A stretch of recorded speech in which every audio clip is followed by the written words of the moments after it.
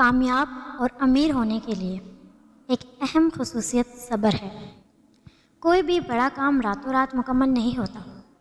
آپ چند دنوں میں امیر نہیں ہو سکتے۔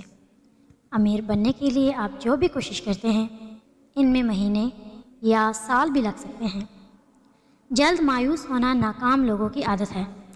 مایوس آپ کی کوششوں کے لیے نقصان دہ ہے۔ کامیابی کوئی حادثہ نہیں ہوتی۔ کامیابی محنت، مستقل مزاجی، سیکھنے، پڑھنے، قربانی اور سب سے بڑھ کے جو کام تم کر رہے ہو اس سے پیار کرنے کا نام ہے۔